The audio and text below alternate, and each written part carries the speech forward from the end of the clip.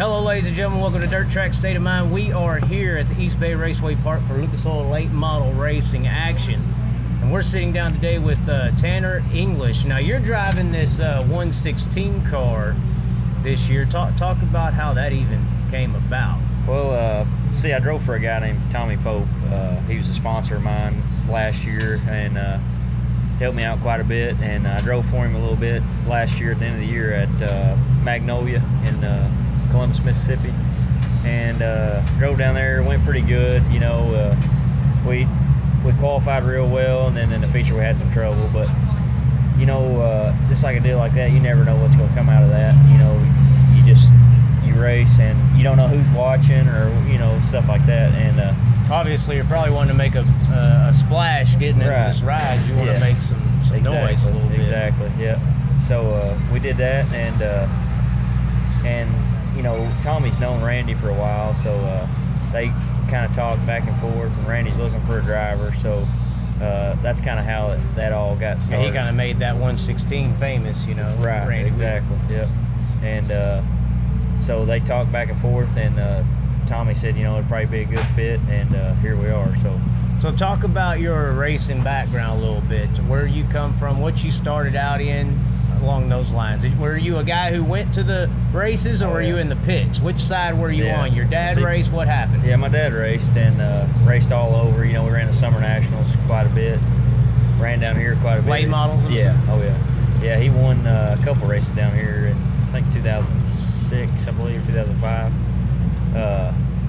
And it's kind of an underdog. You know, he had low budget deal, you know, but he made it work and was really good here, qualified good all the time. Seems to be harder and harder to be an underdog now in late model racing with how the technologies went about and got so much better. Yeah, exactly. Yeah, I mean, more so now. I think everybody's on the same stuff, but you gotta be there. You got to be out there racing to stay on top. Looks like it's innovation, really. Right. People are innovating new things. Right. Exactly. And that even though everybody may have the same stuff, somebody's going to develop something, and then all of a sudden they go on a tear. You saw that with Davenport a few years ago. Exactly. They catch on to it. Now it's about finding something else. That's why everybody's after Bloomquist all the time, because he's the study machine, you know. So, exactly, yeah. So it's all about who stays on top of things and is always thinking outside the box.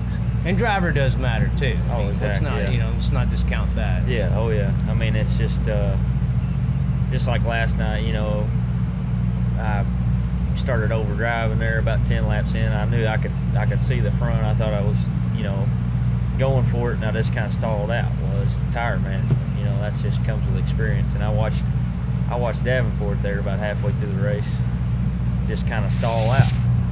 You know, and I thought, well, you know, what's he doing? Well, I figured out exactly what he's doing after I watched the race. You know, he's kind of saving his tires, and then right there at the end, he went for it. And, he might have anticipated that rubber coming in that a lot of people didn't. I mean, we talked before it. You didn't see it happening, and it did. Yep.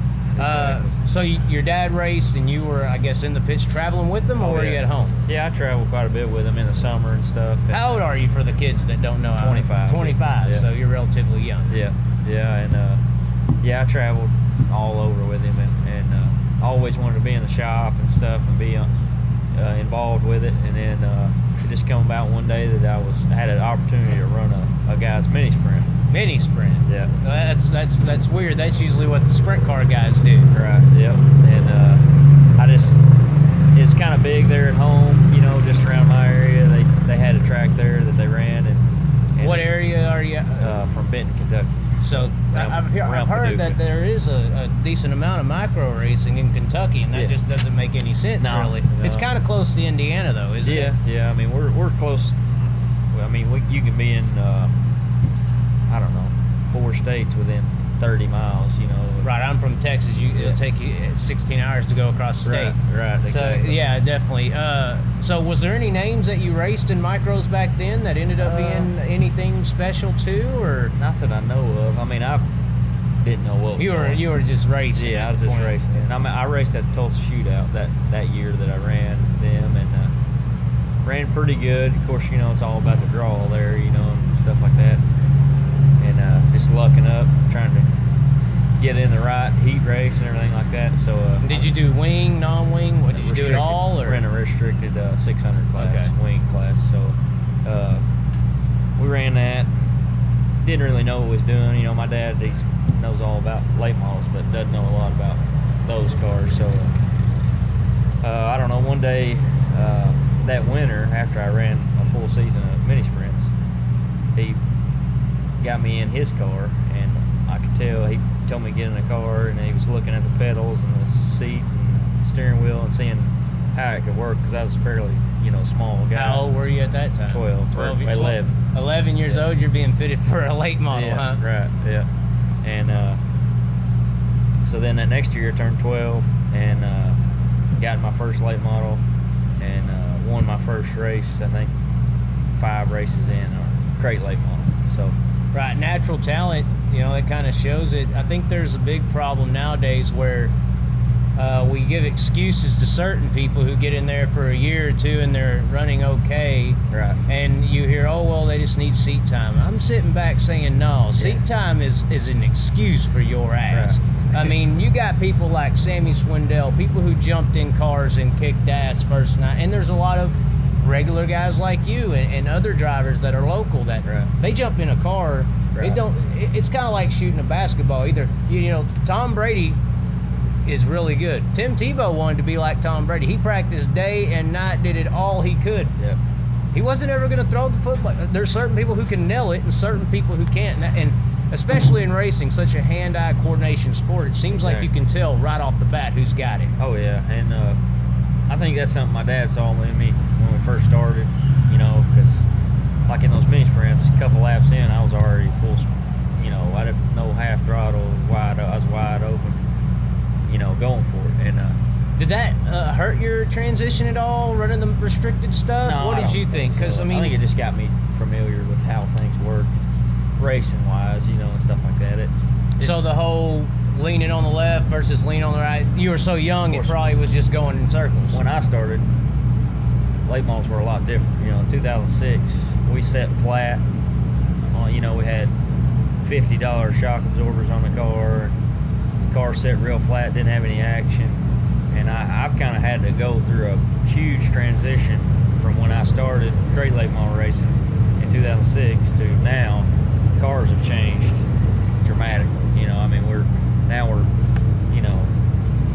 deck height 60 inches at action, and then it's just like crazy stuff. Nothing we'd ever thought about back then. So you've had to learn how to redrive the car, or is it the same concept, or is there tricks mainly? You got to be a whole lot more aggressive nowadays. It's just you just got to drive them like you're mad at them all the time, pretty much. It's how much footwork is involved, because steering wheel does some things, but really, the footwork is where the men from the boys. That's why when you see a track all tacky, you see some rich person out there, they can run away. Yeah. Because they're just out there throwing the pedal to the ground. Yeah. It's when that track slicks off and develops some grooves where you just can't flat foot it. You got to work the brake, work the throttle. That seems to be where a driver can show out and where the skill is actually at. Yeah, exactly.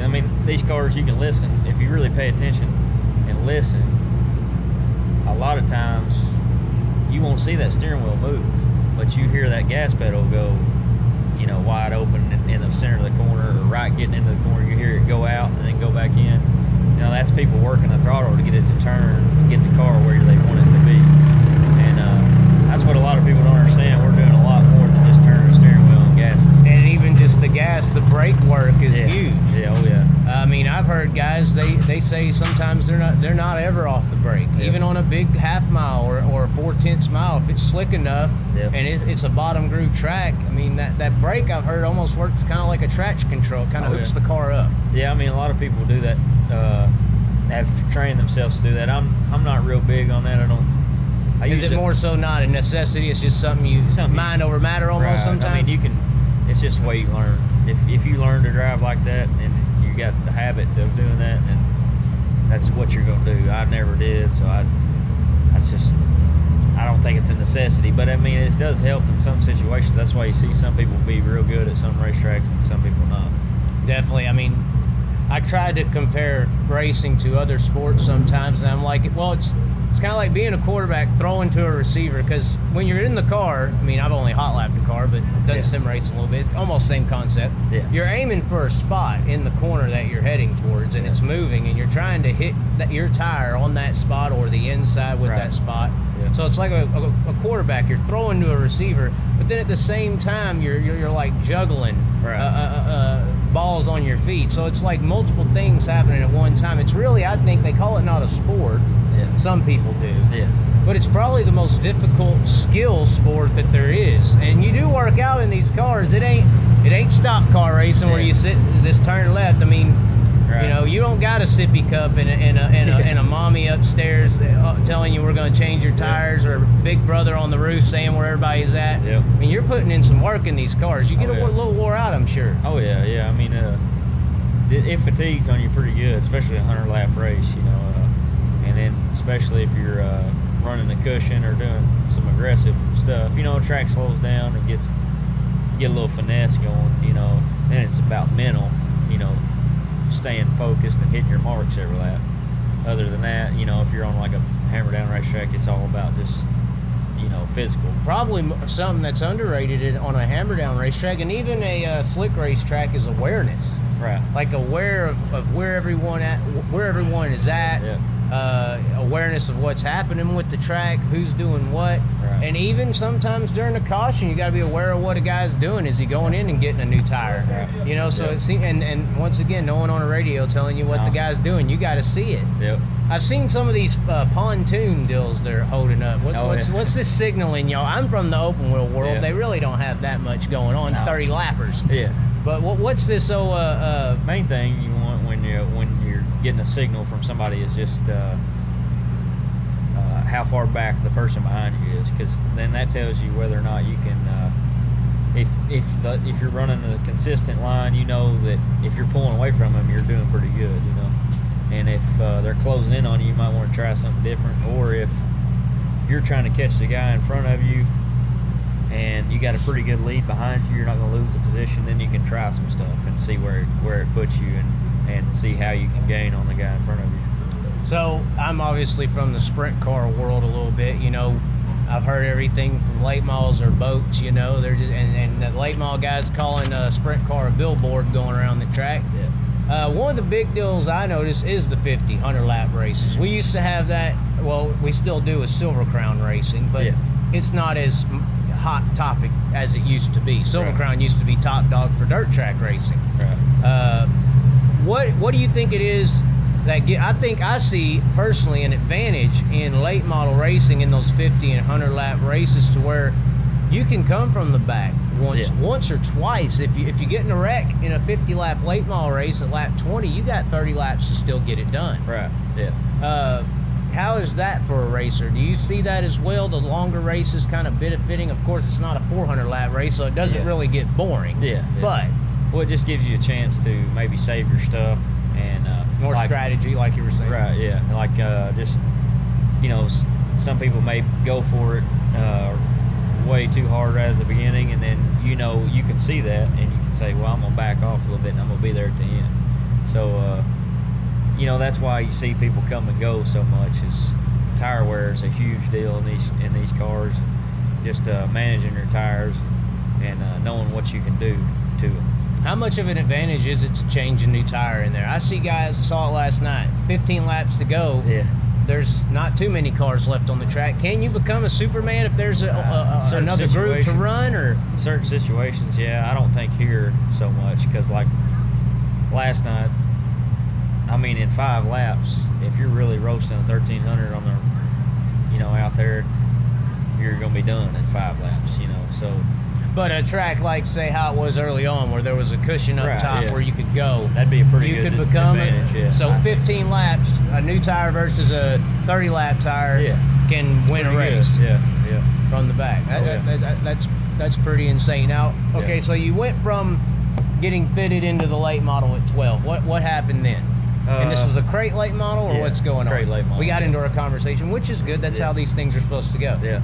But so crate late model, is it the same kind of crates they're still running today? Yeah, 604. 604s? Yep. 604 crate late model, and actually started out with a 602 motor just to get comfortable, and then switched to 604 because we knew we could keep up then and everything. So, because you got an option there, but a 602 is just a little less horsepower. But got going pretty good there. Won. I think we ended up winning 3 races that year, my first year, and then the next year we won 10 or so, and then the year after I won 23 features in a crate late. How old? I was 16 then. So you were instant. No, 15. Sorry. So it was pretty much instant success for you. Yeah, I mean, of course, my dad had a lot to do with that. You know, I mean, he sped up my learning curve tremendously because he knows exactly. Well, and you've been watching them your whole life. Monkey see, monkey do is a natural human ability. Yeah. So he knows exactly what to be doing to those cars, and just sped everything up tremendously. And then so tearing it up, 15 years old. I'm sure there's so many girls trying to get your number. Did you have that kind of local fame going there for you at a young age? I mean, at racetracks, yeah, but like at school, nobody knows what a late model is. Back to the problems of the world. Not a clue. No idea what you're talking about. Okay, so you say you're racing, and they're like, well, go-karts? Yeah, they don't have a clue. If you're not on TV anymore, you don't matter, which is the big problem, because dirt track racing, like I say all the time, used to be on a level like used to be. You would probably be covered in the papers back in new local. Local racing was not grassroots. I think grassroots racing is the N-word for dirt track racers. It used to be called professional auto racing. Right. Yeah. So, anyways, 15 years old. Where do you go from there? Let's see. 16, You got into a 360 sprint car and did the right thing. No, I'm just playing. I'm just playing. No, I did. I got my first late model at 16, and super. Yeah, super late model. And is that a big step? It is very big. I mean, the crate kind of teaches you fundamentals and stuff like that. It teaches you how to keep your momentum up, how to race cars around you. Right. Yeah. And then you get in a late model, and it's just, of course, it's a huge difference now. I mean, like, because back then there wasn't that big of a difference because we didn't have near as much horsepower, I don't think, or at least I didn't at that time. It wasn't that big of a step. But now these cars, we're making so much horsepower and going so fast that it's I can see where now if somebody's jumping from a crate to a late model, it's a pretty scary deal. Does it just change the whole handling characteristics up? Yep. I mean, cars coming around quicker on you. You probably can't just get back in the throttle or stay wide open, because it seems like crates are majorly just wide open all the time. Yeah, pretty much. I mean, and then you got to learn throttle control mainly in supers. Crate, you pretty much got traction all the time. In a super late model, you gotta learn how to get that horsepower to the ground, and that's so hard to do. Because we got double the horsepower now, and it's racing on the same track, same tires, everything like that. So how did you? What was the transfer like for you?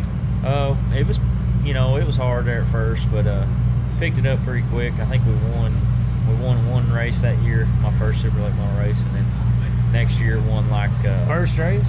No, not the first race. How long did it take you to adapt for that thing? I think it was about 8 races in. I passed my dad on first night. How did it go? Was it pretty good? Pretty good. I think I finished 5th. So you weren't out there squirrel? No. You weren't a squirrel, No, but I think it's about my 8th or so race. I passed my dad there on the last lap at Paducah and won my first super late model race. How'd he feel about that? He didn't lick you now. It wasn't a Sammy Kevin deal where he could have got you and he lifted off before it. Chili bowl. No, I don't think so. And he was pretty happy about it. I think that's probably the happiest I've ever seen him after that deal. So I'm guessing you started getting more adapted to the horsepower, started doing great things. Yeah, I mean, just started getting out more, racing more, and traveling a little bit more. That's the big deal about evolving, as a driver, is going out racing at different racetracks and stuff like that. Usually I'd ask somebody like you, who was a big name that you beat and it meant a lot of things to you. It sounds like that would have been your dad. Oh yeah, for sure. That was pretty awesome right there. That's all I could have asked for. I could have quit right then. Who else? I know your dad probably had to be one of your favorites, but who is another guy that you maybe not cared if your dad got beat by him. You know, who was I mean, I've always looked up to Scott and Billy. You know, I mean, they're the big names in this sport. You know, and they've done it all. You know, 4 times over. So it's just it's pretty cool to ever get to line up against them or beat them or whatever. You know, it's just pretty cool. So from success there early in the super late model to now, where is the track win? I mean, we've accomplished a lot. I feel like, you know. I mean, what was your first marquee win that you think, your biggest win that you had there early on that got you, that really put you on the national? I think probably, I don't know. It's hard to say. I've kind of eased into things. You know, I didn't go out there and race Lucas and World of Outlaws. You know, I'd run once a year or something like that. Big event stuff. Yeah. But like when they come close to home, but like, you know, I won some 3,000, 5,000 win races, and that was pretty big. You know, I haven't jumped out on the national scene like a lot of these people have done and set the world on fire. You know, because I didn't have the equipment mainly.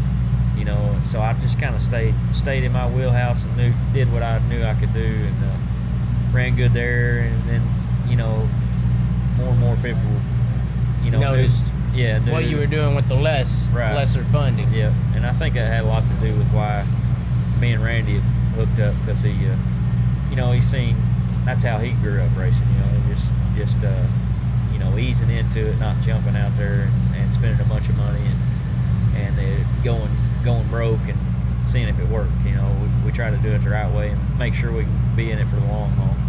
So sounds like there was some big wins, but nothing grand scale just yet, but enough to get attention for what you were doing. Right. If somebody came to that area, they knew Tanner was the guy you had to beat, style deal. Yeah, right, yeah. So what do you think about the identity in racing? I think that's a big deal. That's why I'm trying to do some of the stuff that I do.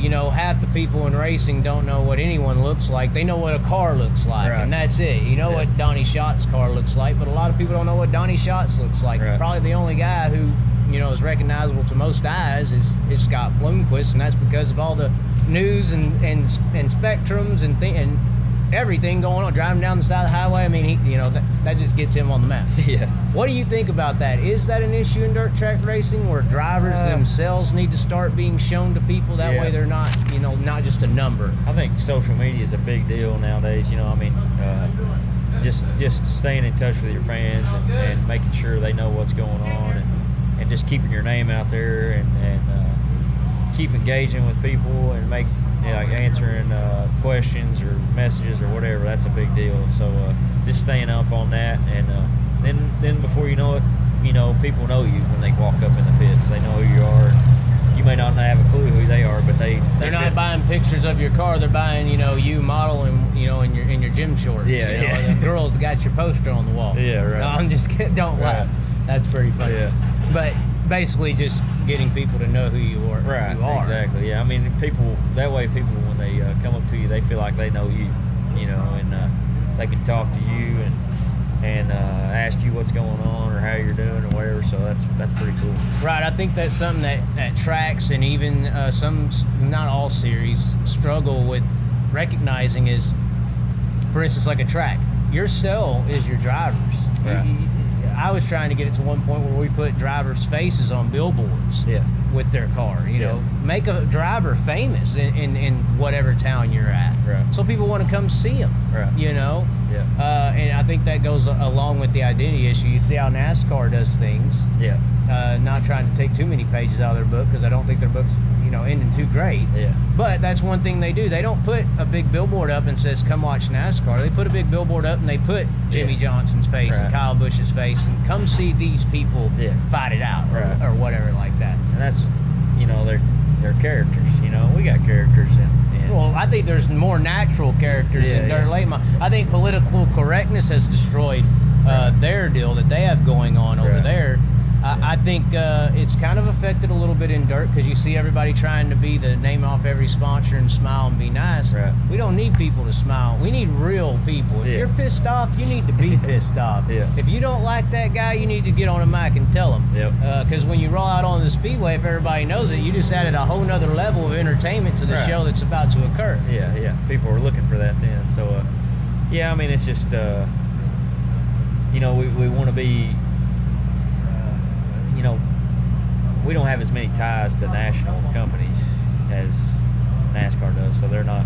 Well, I think not national tied down. companies have recognized that. Look Yeah. at some of the commercials. They're not necessarily, they're trying to get away from Right, that yeah. politically correct mantra as well. Right, exactly, yeah. So, and, you know, not saying that's bad or whatever, but I think we need to, you know, get more into that kind of realm and get into more households mainly. I think awareness is the biggest deal. Like you said, go-kart when you went to school. Right.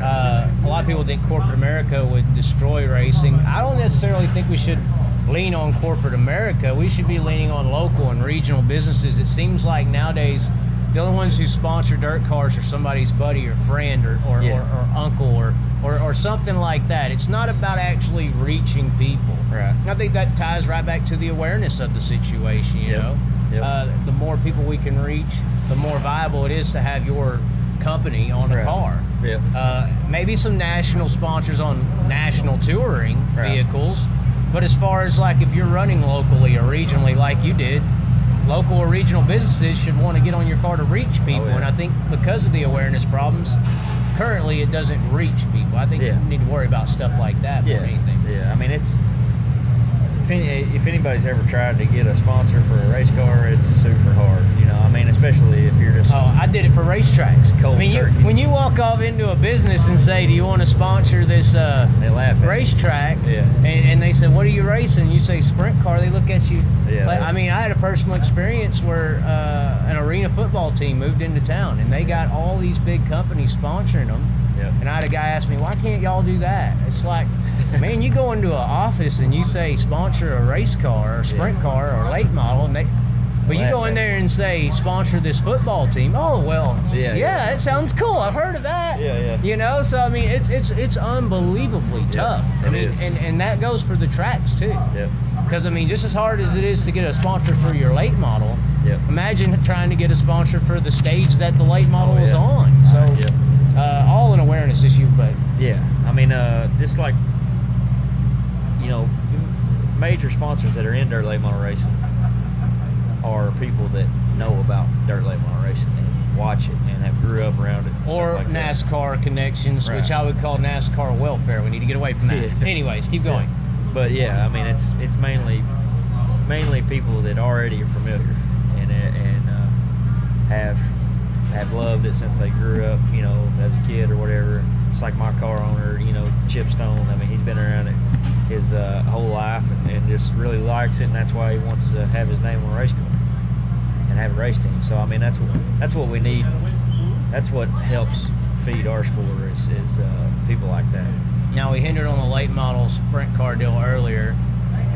I look at the late model world, you know, I'm kind of bipartisan. I think dirt all needs to work together. Like, I know you know it, the whole late model realm versus sprint car realm, and I've even heard it's modified, and the modified midget crowd have a problem with it.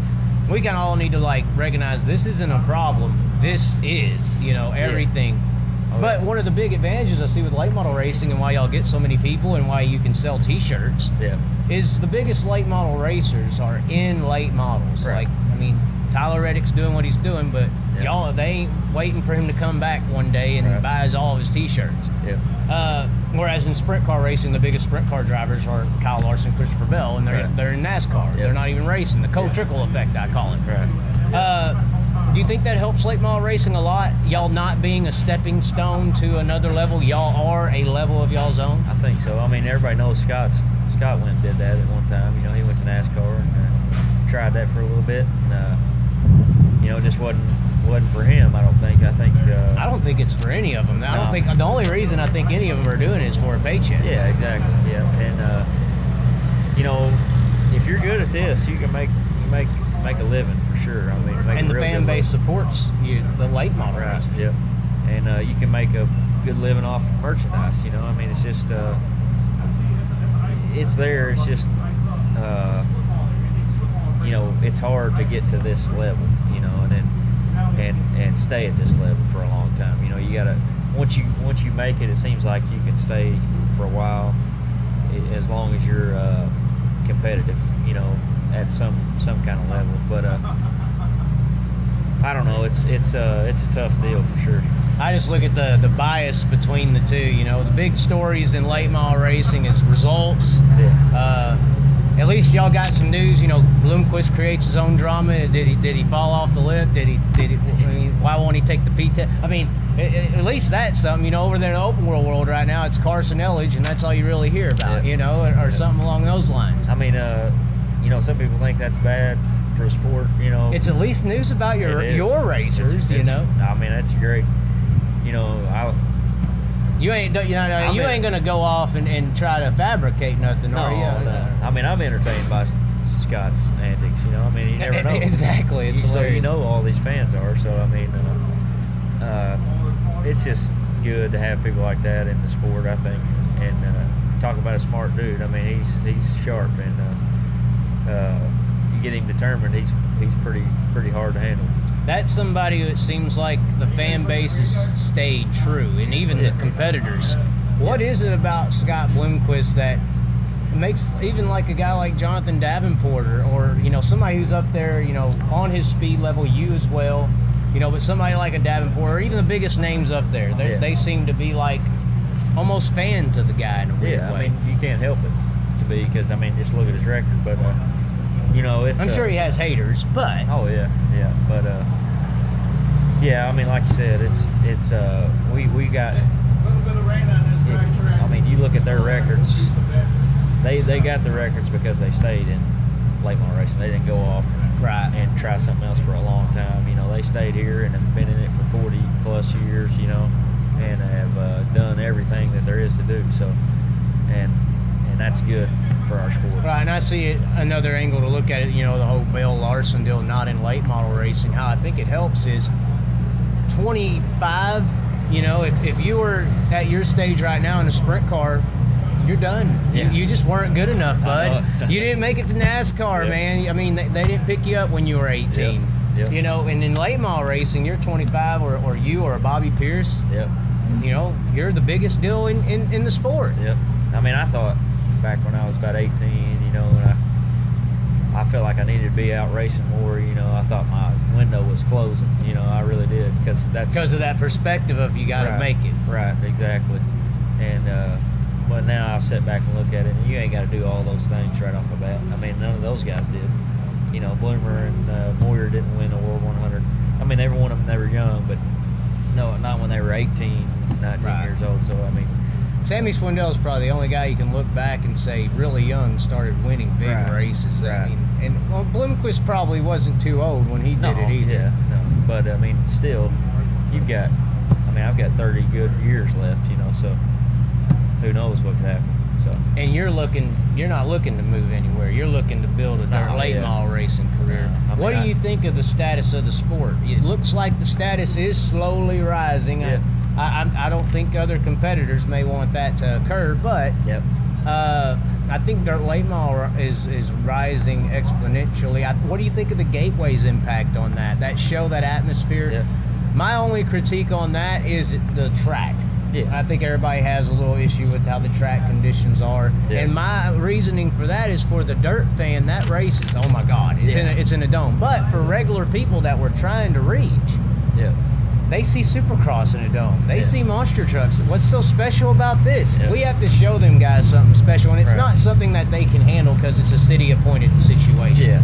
Yeah. I mean, track could be better for sure, but they only have so much time to work with it. So, I mean, they do what they can, and I think we could get some. If I'm not sure the situation there, but I think if we get some different dirt in there, they could have a lot better show, because it's just motocross dirt. You know, I mean, it's fluff. Sitting out in the field freezing, apparently. So city appointed dirt, basically. Right. Yeah. So I think, I think that goes back to the awareness of the sport. I think if the city knew, you know, I'm betting 85% of the people in the political offices in St. Louis have no idea what a dirt late model is either.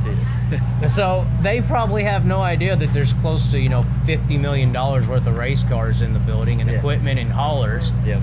And then they have no idea what this thing even is, you know. I feel like since it is a city-appointed dirt situation, I think if they had a little bit better of an understanding of it, they would supply something to put on a good race. For sure, yeah. I mean, just like the coverage there, they hardly even talk about it in St. Louis that there's a race going on, you know. And people drive by, seeing us on the road, they don't have any idea what we are driving up and down the road, you know. And but people know what monster trucks are, and they know what supercross are. Yeah, most of the time, that's one of the main responses you get when you talk about dirt track racing. You mean dirt bikes? Yeah. That's like number one on the list. I think if we did a top 10 Family Feud, that would be the number one answer. And I think that's because, you know, they've got a lot of corporate support, you know, and they're pushing it out there. Right. Those companies are, and we don't have a lot of that. I mean, well, we're not second fiddle. No. Or they're not second fiddle. Yeah. You know, I had that, somebody asked me about Ryan Villapoto has like 900,000 Twitter followers and Donnie Schatz has 30,000. And I said, well,